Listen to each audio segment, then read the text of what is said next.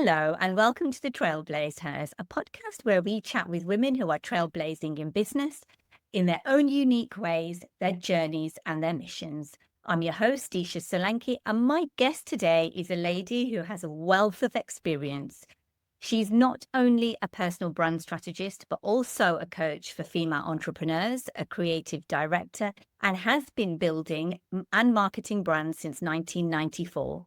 She's been named one of the top 20 iconic thought leaders in personal branding and is the author of the bestseller, Monetize Your Message. With over 2 decades of experience and at the age of 43, she left the corporate world of advertising, encouraging herself a life lived with purpose, packaged her expertise into a signature service, and created strategies that allowed her to become the go-to person in her industry in 12 months. She's a recurring guest speaker and trainer for female-focused organizations and a featured expert in global publications, and was interviewed in September 2022 on Fox TV in a segment named Women of Influence. Through her world-class programs, training and courses, she has inspired and empowered and helped thousands of ambitious women around the world to build their brand, market it online, and create a business and a life they love. Welcome, Simone Erotokritou. What inspired you to begin your journey as a personal brand strategist and creative director back in 1994? And actually, I'd love to know, what is a creative director? Oh, okay. So, well, I didn't start that journey from then. I started off as a graphic designer, communication, and then I specialize in design for logos. So that's part of the visual strategy of branding. And then a creative director, in the end, is you work up all the experience, let's just say from 0 to 100 in advertising and marketing. And then the creative director directs the visual and strategy aspects of branding and marketing. So I had a team. So when you become a creative director, you have a team of people under you and you're directing everything that's going on. You're kind of the person sat in the helicopter and orchestrating the whole thing and making sure everyone sings to the same hymn. Yes, like a composer. How has the personal branding landscape evolved since you started, and what have been the biggest opportunities and challenges that you found? Because I do see, even in the last probably 10, 15 years, things have really changed in the personal branding space. Yeah, I mean, personal branding really became really strong. And so entrepreneurs and business owners, CEOs started creating it in like when social media started. So I would say like 2015 was when we really saw massive change. Saying that, personal branding has existed forever, right? It goes back thousands of years. So we used to have like kings and queens that would have a famous painter paint their portrait, which was done very strategically to go for that image to go around the country, but it was done very strategically. So it's like, what do we want this painting to, how do we want people to feel when they see it? So it was about power, confidence, feeling part of the people, etc. So it's been there forever. I think the most challenging thing today is that people just don't know how to do it, which you wouldn't. It's like, if you want to design a house, people always give this as an example, but it's like, if you want to design a house, you need an architect, right? That person is trained to do that. So you can have some ideas, you can have some preferences, but you need someone to actually do it. So I think that is the core difficulty, that people don't know how to do it because it is extremely strategic. If you want to do it properly, that is, right? I'm talking about like world-class brands. And so, yeah, people just don't have the knowledge. And that is the reason that I actually built my business, was to help women take the smart strategic steps with me as their guide so they know exactly what they need to be doing. What do you feel, or what do you think the core principles are in personal branding that female entrepreneurs should know about? I think the most important thing is authenticity.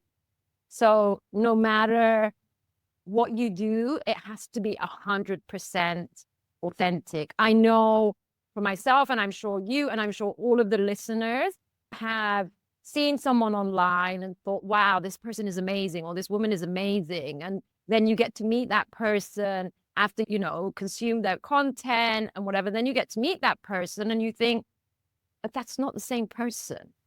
It's like, Happens so much, doesn't it? yeah. Like, incredible what you say. Normally, you think, oh, they're going to be exactly how you imagined, and then you Or meet. even better. Yes, absolutely. And it's not the case all the time. Right. Yes, exactly. So I think authenticity is the number one. You need to be completely authentic. I tell people all the time, like, I can build your personal brand in no time. But if you don't do it, if you don't put in the work, then it's not going to be you.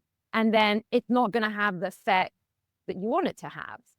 So that is the number one. And the second one, for me, I'm very much focused on impact, making a positive impact.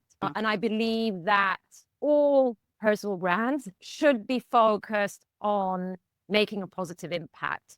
So it's like it's like making a positive impact in the world with your life's work, with who you are, is the number one. And I always say impact comes first and then income. It's like, if you're creating an impact, you will attract more people, and that will generate more income because more people are going to be interested in working with you.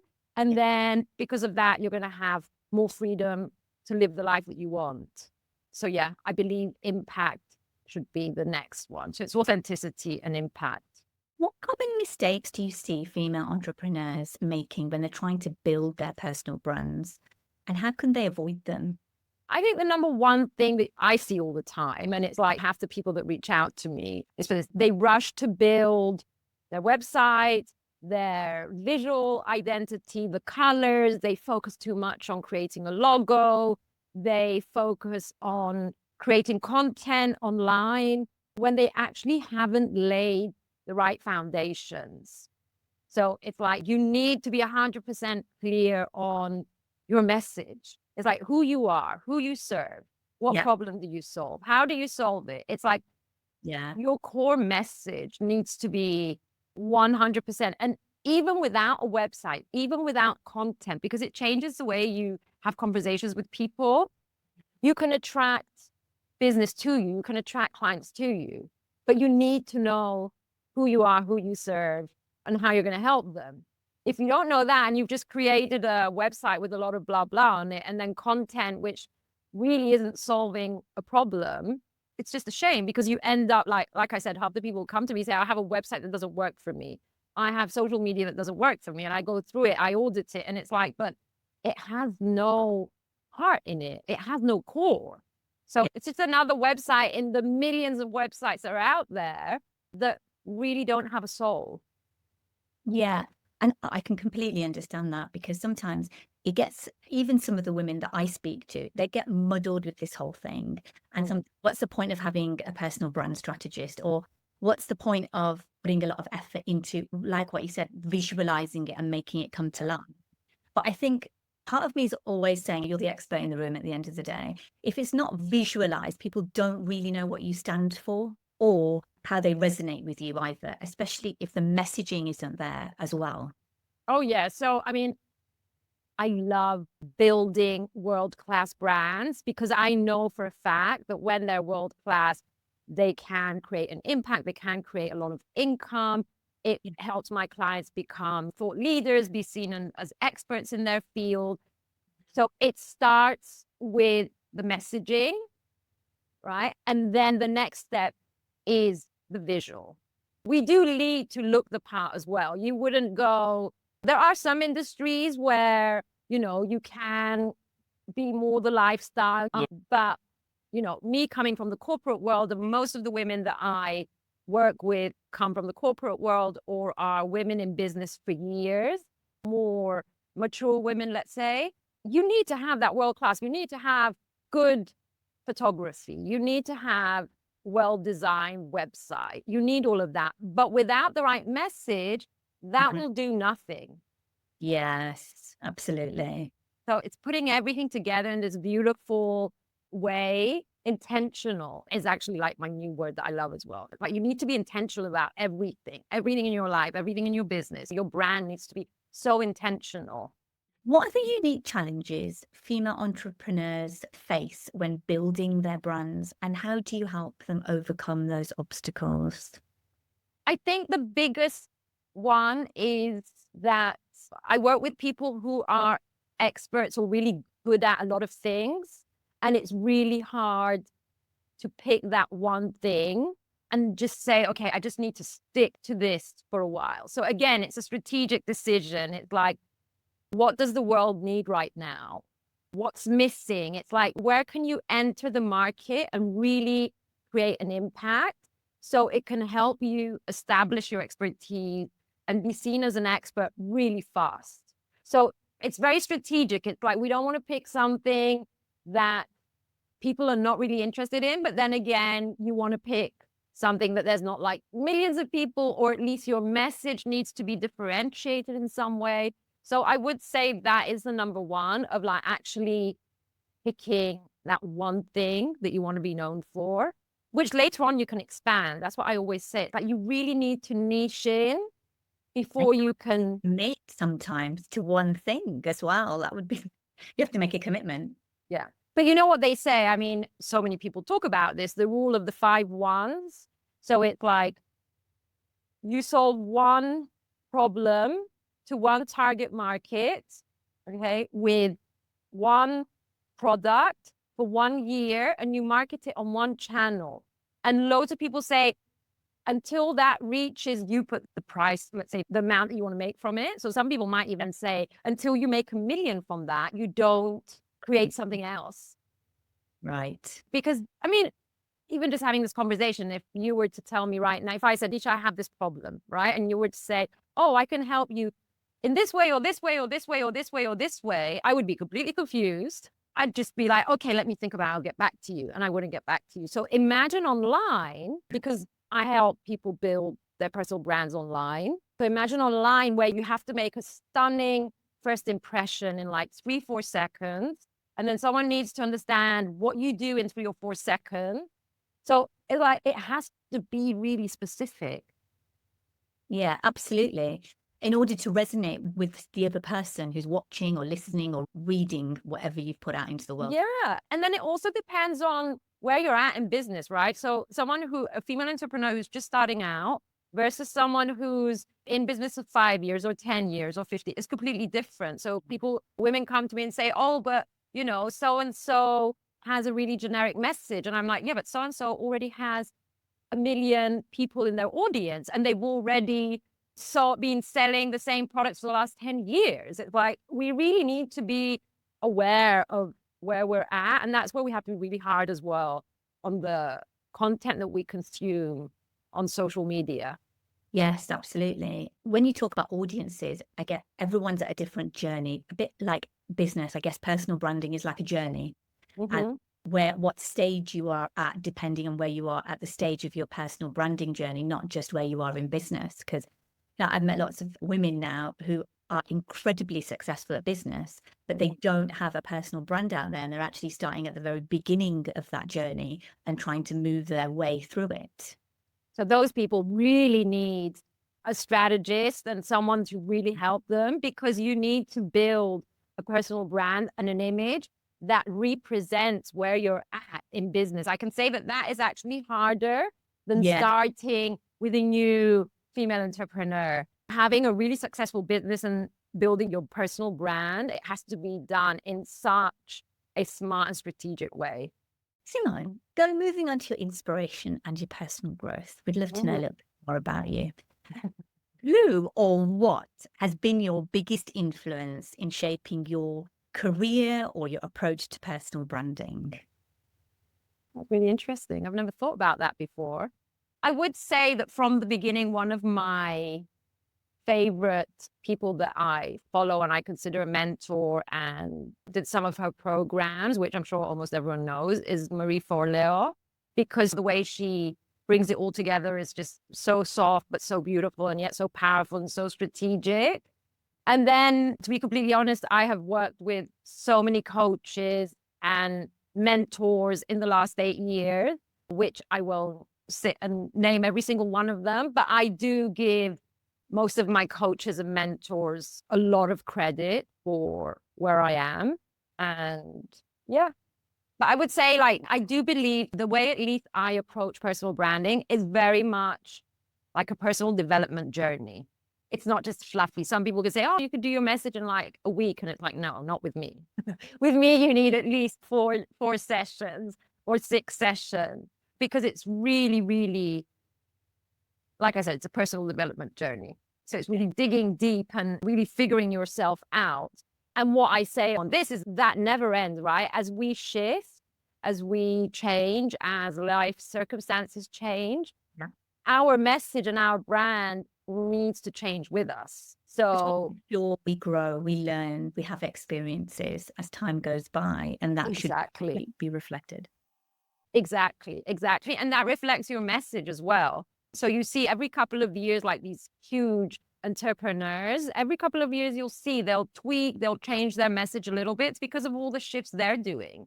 Yeah. So yeah, I think that's really important. And I've always done self-development myself. So yeah, it's just something that I'm really passionate about. What advice would you give to the next generation of women looking to build their personal brands?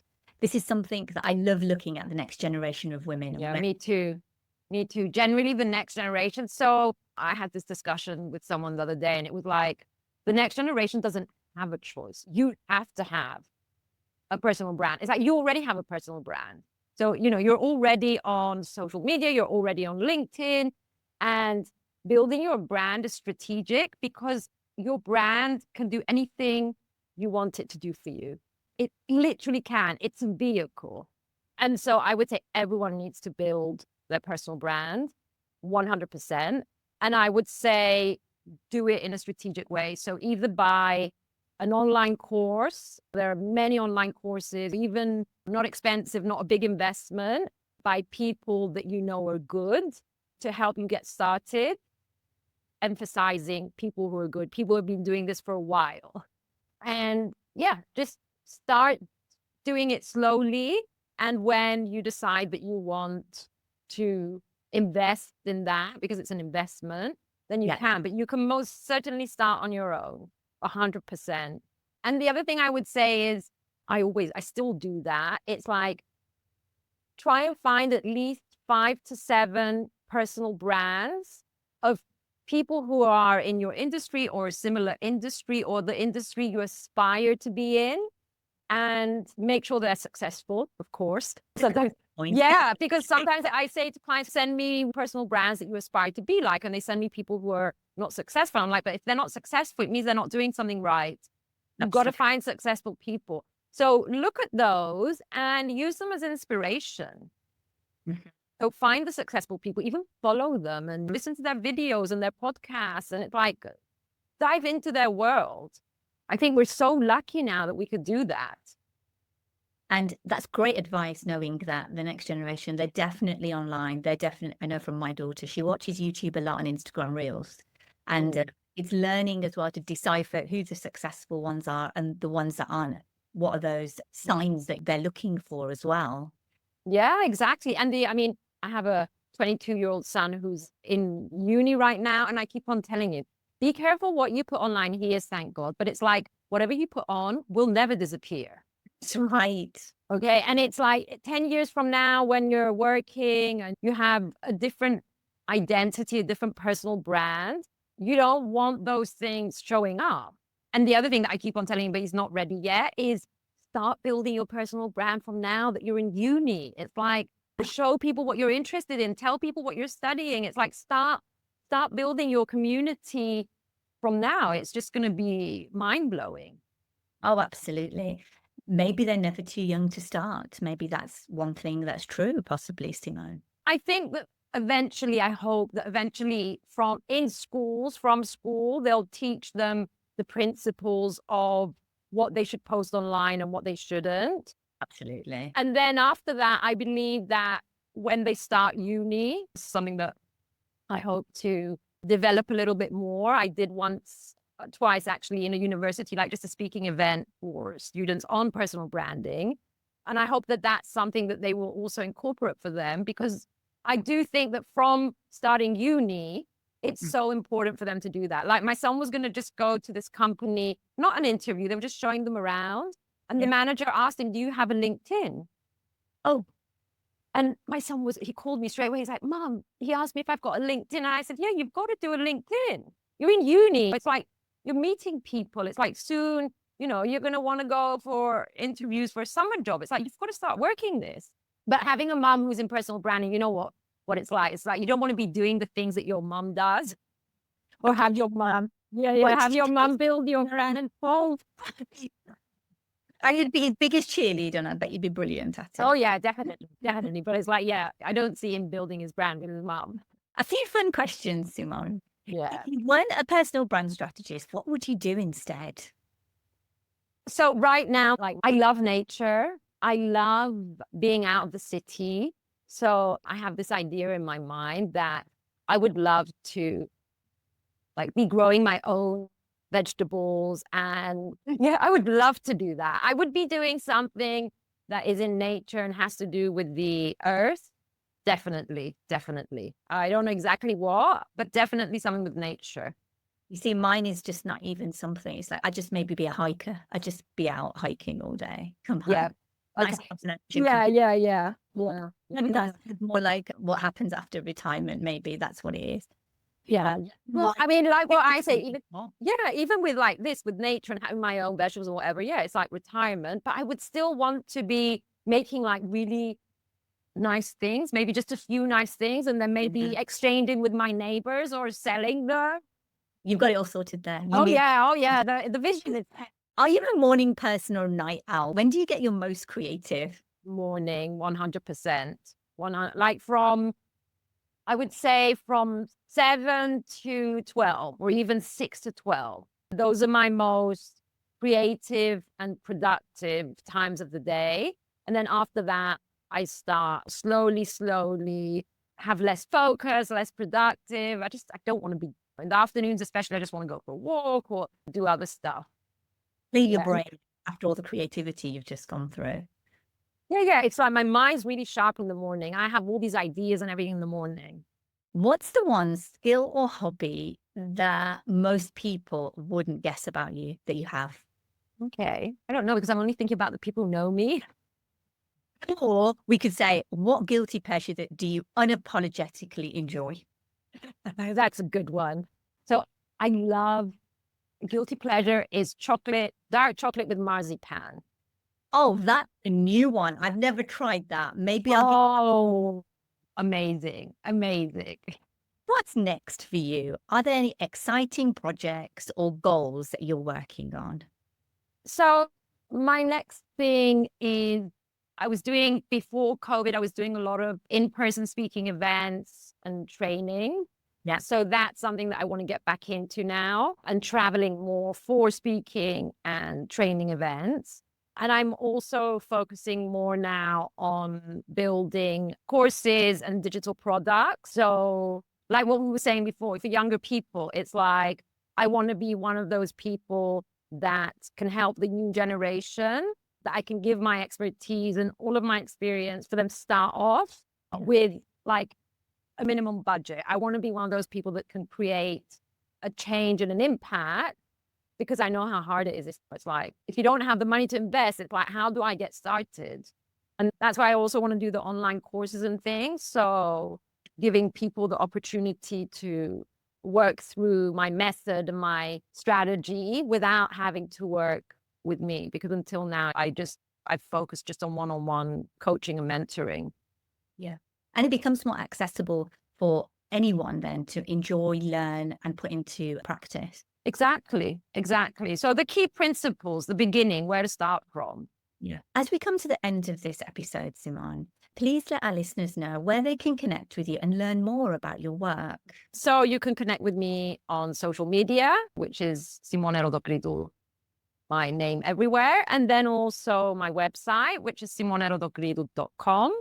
And if there's someone who is listening and wants to know more, is interested in reaching out and how I can help and exactly what it is that I do, they can always just go to my website and fill out a form, and we can take it from there. Do you follow us at the Trailblazers on Instagram, LinkedIn, or visit thetrailblazehers.com to stay updated on future episodes and behind the scenes content.